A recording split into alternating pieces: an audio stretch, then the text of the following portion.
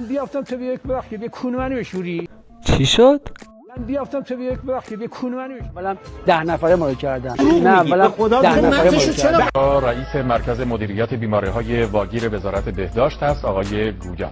آقای گوزا. بله آقای گوزا هستن ایشون.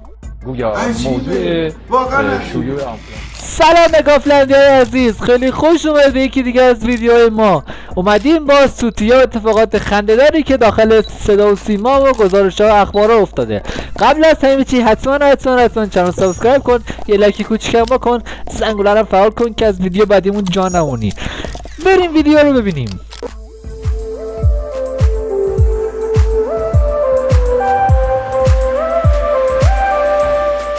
اومد انداخت لاپای یارو.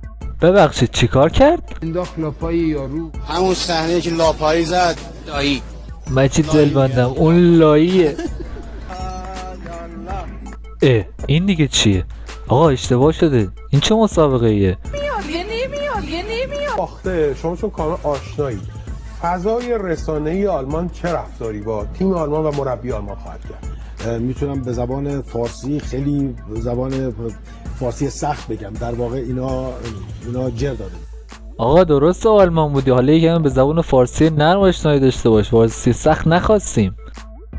بیخیال بذار ببینیم ایشون چی میگه.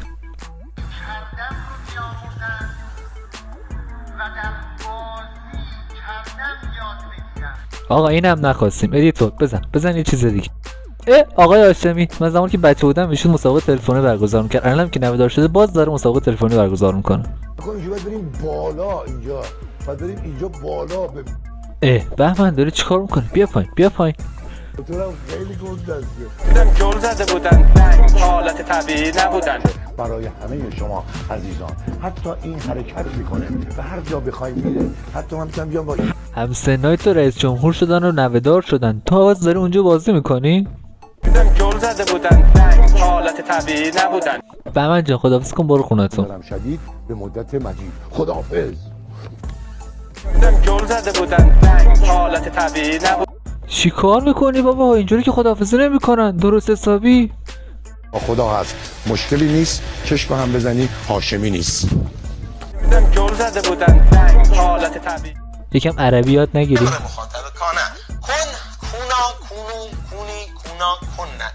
نخواست. بزن یه چیز دیگه.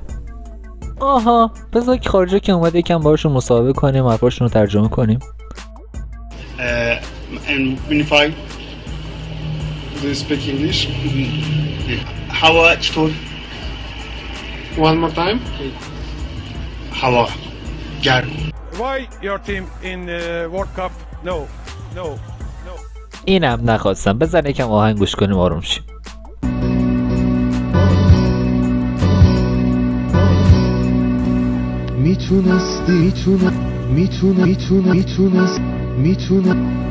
ای بابا اون سیدیو چک کنید وقتی میخواید پلیش کنید، خش نداشته باشه. بزن اجرای زنده نگاه کنیم حداقل.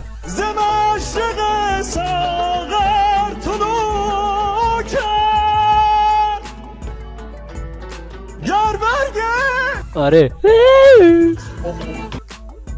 این یکی رو کجای دلم بذارم خودتون ببینید. آقای چمران زدم فلانشون فلان کردم، یهو گفت پسر جان مکتبی صحبت کن ببینم چی میگی. گفت آقای چمران مکتبی زدم.